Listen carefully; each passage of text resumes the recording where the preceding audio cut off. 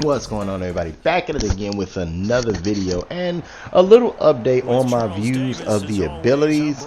This guy's kind of like me. He didn't get any chems. I just recently started putting chems on my team. I think I'm gonna do brawler in a little bit. Like after this video, I'm gonna put the brawler on him. So I want brawler because Madden actually compensates for the things you lose. So oh Jesus Christ, how many tackles did he break? But yeah, I'm going brawler, Madden coach. I have a lot more to do, but anyway, the abilities so far in my eyes are basically to explain why, and a lot of people don't understand what that means.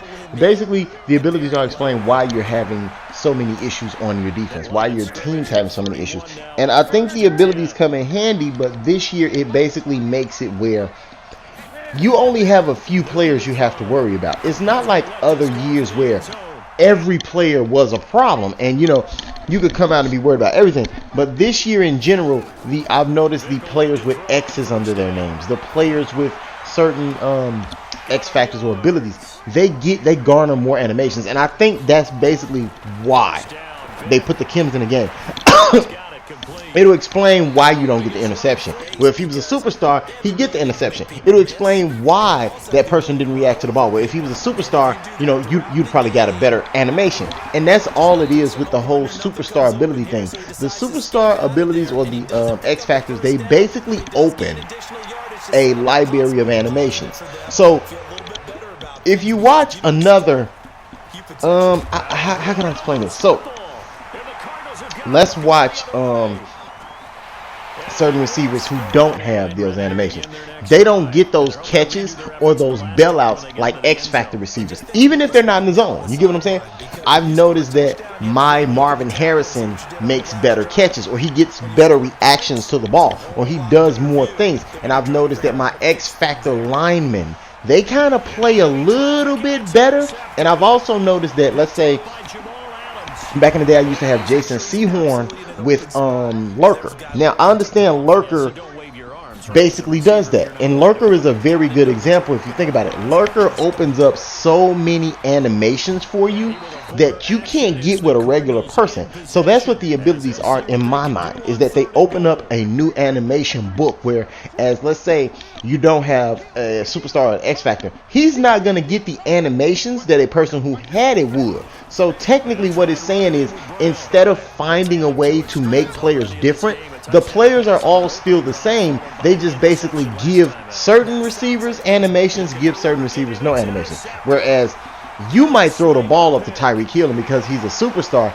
he basically has the ability to make those plays because he's getting more animations. He has more animations to his repertoire. He basically can do animations that, even though Mike Evans might be a 90 overall, Mike Evans wouldn't get the animations that Tyreek Hill would get on streak specialists, because he's not a streak specialist. And streak specialists basically have more animations. They have more how can I say, beat press animations. Those beat press animations matter. Now, what's the best way to make this where you don't have to have it? Open up the library so all the players have the animations, but that also brings in a problem, and I think that overloads the game. So they basically figure, okay, let's make it so not everybody has the access to all the animations. That's how we make the players different. We don't differentiate players by, actually making stats matter. Let's make it so that certain animations cannot be achieved by certain players. That's the best way to do it. In my mind, I don't think this is the best way to go about it, but that's what EA felt was the best thing to do. It's really awkward because the animations still don't coincide with the game. You can have an X Factor cornerback who basically jumps out the gym or jumps over a person's back and gets the ball. I don't like the abilities or the X Factors. I'm still not a fan of them. The game is fun, but at the same time it's bad. There are a lot of things they need to fix, and pretty soon we're going to have a situation where they come about and fix the psychic DBs. So your DBs won't be turning around anymore without seeing the ball.